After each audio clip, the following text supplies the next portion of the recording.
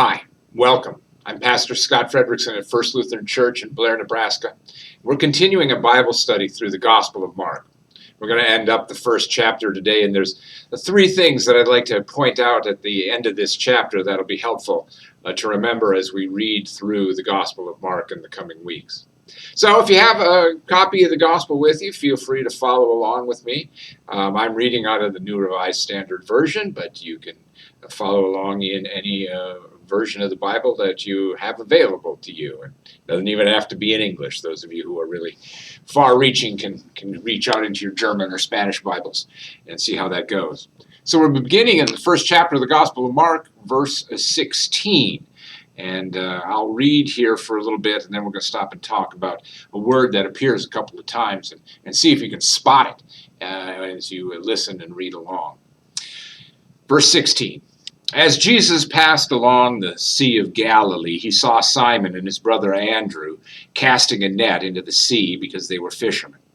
And Jesus said to them, "Follow me, and I will make you fish for people." And immediately they left their nets and followed him.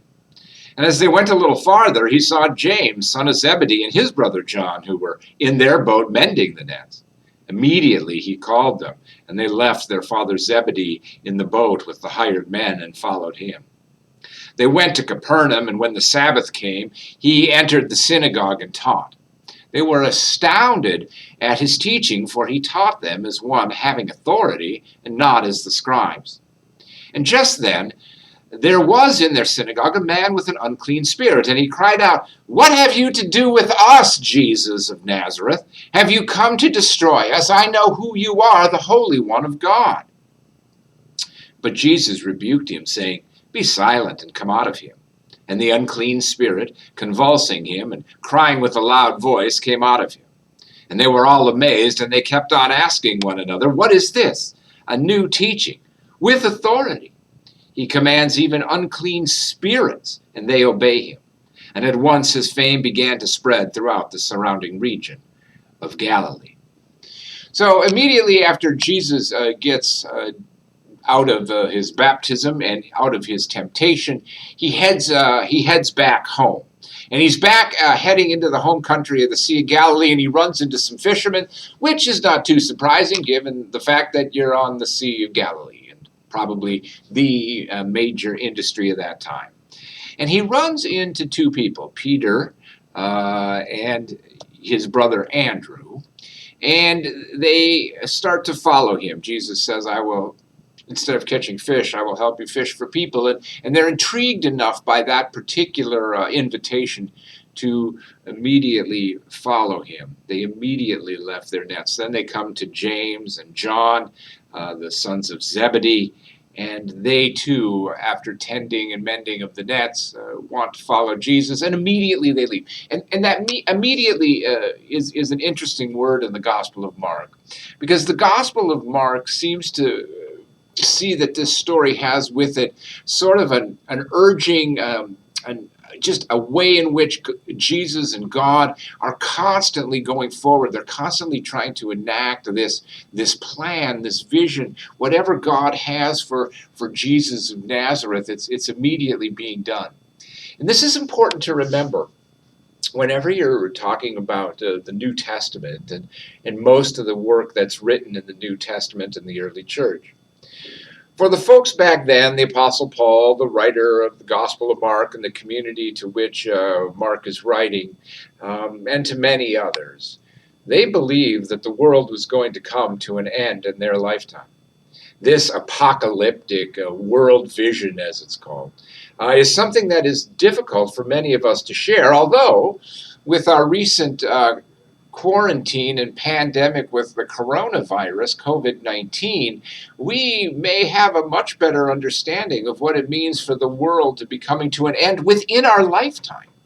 Now, if I say, well, the world's going to come to an end, and up until about 3 months ago, you would have said, well, probably. But on the other hand, those of you who have children or grandchildren or even great-grandchildren pretty much assume that there will be some kind of world for them to live in. And it might not look exactly like yours. It might have newer technologies. It might do different things, but they'll still have a world. That wasn't necessarily the case with the Gospel of Mark and the people who were listening to this story that Mark was telling about Jesus. If they had children or grandchildren, they weren't expecting that the world was going to pretty much be around. They hoped and prayed that God would bring deliverance from the oppression that they lived under.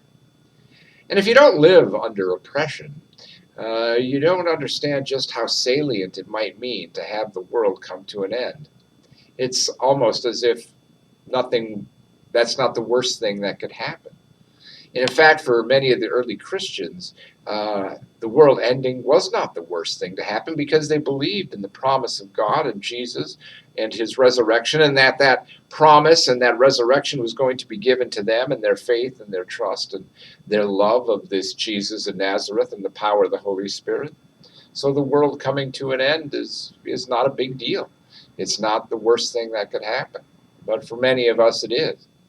And for those of us who are struggling right now with being home or being separated from family or not being able to go out to restaurants or do the things that we want to do, you know how vested you are in the world not ending. I mean, pretty much if you're antsy and fidgety waiting for this quarantine to end so that you can get out and do things, that's pretty much an indication that you don't want the world to end. That's pretty much an indication that there's something that you want to see continue on. And indeed, that's important. But it's not necessarily how Mark was talking. And it might not even be how Jesus, although it's impossible to know the difference between Jesus and the story that we have. That gap between the people who tell the stories about Jesus and what Jesus may have actually thought or did or said or whatever is far too ambiguous to make much more than an educated guess at. But it's pretty clear for the people who wrote the Gospel of Mark and the people who listened to the Gospel of Mark that they wouldn't have had any problem hunkering down at home waiting for the end of the world. That's what they expected. And because it's not what we expect, it challenges us. And the Gospel of Mark is a challenge to say, why is it that this pandemic is so frustrating? Why do we need to get together? What is it about being together that's so important? What is it about being able to do the things that are taken away from us because of these shelter-in-place or stay-at-home orders? What is it about that presses us in so that we begin to feel that we have to get out of this and we have to start going to whatever it is that's going to open up first? You know, here at First Lutheran, I can't imagine us doing anything before May 31st, if then. I know there are congregations in our area within 20 miles of us that aren't even planning to do anything until June, to the middle of June. So it is an interesting piece that we feel like we have to somehow get together. We have to start doing stuff. That's important to know that who we are. But it's also important to note that that's not necessarily the way the Christian church was formed. The Christian church wasn't formed by people getting out and doing things. The Christian church was formed by people patiently waiting for the world to come to an end and for God to deliver them from this world to come to an end.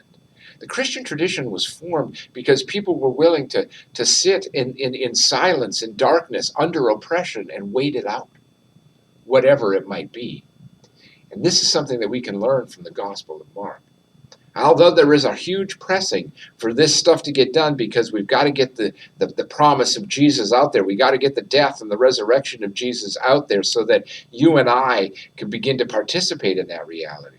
But once it's done, once Jesus has died and resurrected, it is just a process of waiting.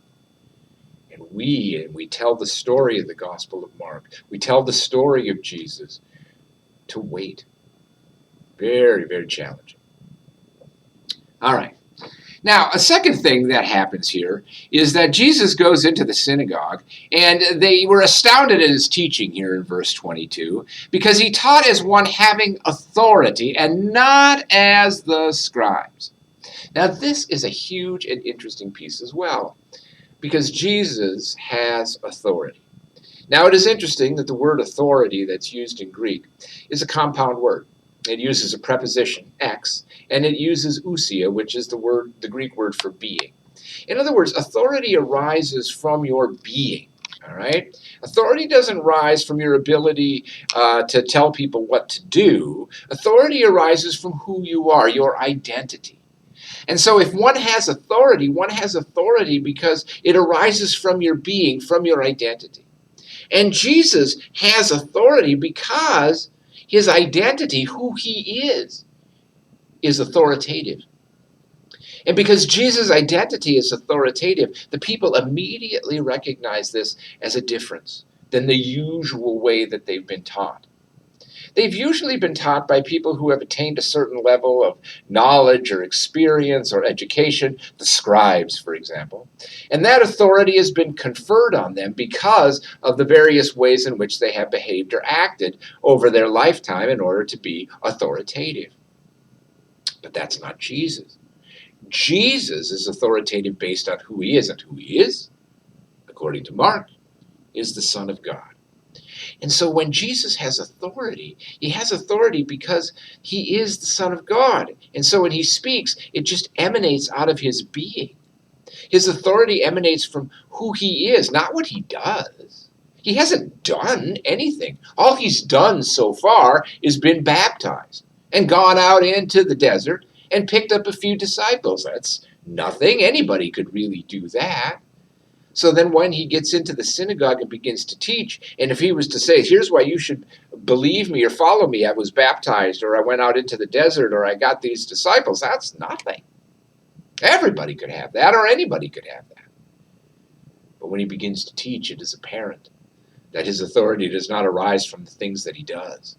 It arises from the person who he is, the Son of God. And because of his authority arises from being the Son of God, even the unclean spirits notice this. They're like, whoa, you are changing the game here, Jesus. We're used to getting our way in the synagogue. This particular man who has the unclean spirit, we've been able to control and rule. But now Jesus, using his authority as the Son of God, his authority as who he is able to cleanse that man from the unclean spirits. Huge piece. So whenever you see the word authority in the Gospel of Mark, know that it's a piece of identity. It's not something that's conferred upon you. It's who you are. And in Jesus Christ, the case for him being, he is the Son of God. And Mark wants us to see that. So let's continue on with the story, beginning at verse 29. As soon as they left the synagogue, they entered the house of Simon and Andrew with James and John. Now Simon's mother-in-law was in bed with a fever, and they told him about her at once. He came and took her by the hand and lifted her up. The fever left her, and she began to serve them.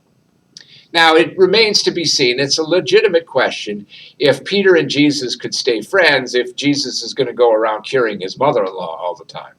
But nonetheless, the first healing then that we have in the Gospel of Mark is Peter's mother-in-law. And this is an interesting little tidbit of information, not necessarily to tell us who or what we're doing about Jesus. I mean, as he's the Son of God, we assume he could heal just about anybody he wanted.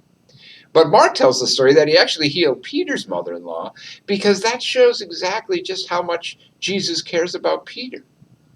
Peter isn't necessarily someone that Jesus just found and was helpful to Jesus in his ministry, but rather that Jesus understood that Peter had a family and that Peter had a relationship and Peter had certain worries. And if Peter's wife is worried about her mom, then Peter is worried about his wife, and then Jesus is worried about Peter. And so in order for Jesus to help Peter, who could help his wife, who needs to help her mom, Jesus cures Peter's mother-in-law. It's just a wonderful, wonderful understanding of how important people are to Jesus. They're not just facts and figures that he uses in order to prove how important he is to himself or to others, but rather these are real relationships that Jesus values and cares for.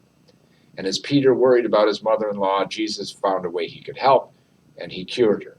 And in doing her part, she immediately then set about to say thanks in the way that she knew how. And she began to serve them, as Mark says. So in verse 32, that evening at sundown they brought to him all who were sick or possessed with demons, and the whole city was gathered around the door. And he cured many who were sick with various diseases and cast out many demons. And he would not permit the demons to speak because they knew him. Now remember, Jesus' authority comes from his being, and his being is the Son of God. So these demons who participate in that supernatural reality know who Jesus is. And they're afraid of him. Not because of what he does, cures people, but because of who he is, the Son of God. And although the folks around Jesus may not be understanding that, the demons understood this. And whatever your belief in demons are, whether you believe they exist or not, it's clear that Mark believed they exist. And it's also pretty clear that Jesus believed that they existed. So at some level, we have to make our peace with the fact that there is in our tradition this understanding of demons. These demons who can recognize, just on the basis of who one is as the Son of God, that there is a holiness to somebody that scares them. So never worry too much about watching a horror movie and saying that's fake, or understanding that somebody might see a ghost or some kind of paranormal activity and immediately saying, well, science disproves that, or you can't prove it. Of course not. It's not the point to be able to prove it to me or to you. The point is to prove it to the other supernatural demons. The people who were being cured by Jesus, whether they knew they had a demon or whether they knew they had epilepsy or cancer or COVID-19, don't really care as long as he heals them. But the people who were possessed by those demons and those demons understood who Jesus was, they were the ones who were rightly afraid. And the people who were cured were just thankful that Jesus could help them. So in this particular case, knowing Jesus' authority as the Son of God helps us see that the people that we're asked to be are people who trust in Jesus as who he is, not for what he does for us. So if you only love Jesus because he forgives your sins, you probably really don't love Jesus. Think about that. If the only reason why you worship Jesus is because he does something for you, the quid pro quo. Remember when we were talking about quid pro quo, when that was all politics could talk about? If you only believe in Jesus because he does something for you, and so you believe he's the Son of God because of what he does for you, that the Gospel of Mark is challenging you to go a little deeper in your relationship with Jesus. And to love Jesus not because of what he can do for you, but to love Jesus for who he is, the Son of God. We continue in verse 35. In the morning, while it was still very dark, Jesus got up and went out to a deserted place, and there he prayed. And Simon and his companions hunted for him. And when they found him, they said to him, "Everyone is searching for you." And he answered, "Well, let's go on to the neighboring towns so that I may proclaim the message there as well. For that is what I came out to do." And he went throughout Galilee, proclaiming the message in their synagogues and casting out demons. A leper came to him, begging and kneeling. He said to him, "If you choose, you can make me clean." And moved with pity, Jesus stretched out his hand and touched him and said, "I do choose. Be made clean." And immediately the leprosy left him, and he was made clean. And after sternly warning him, he sent him away at once, saying to him, "See to it that you say nothing to anyone, but go and show yourself to the priest and offer for your cleansing what Moses commanded as a testimony to them." But he went out and began to proclaim it freely and spread the word, so that Jesus could no longer go into a town openly, but stayed out in the country, and people came to him from every quarter.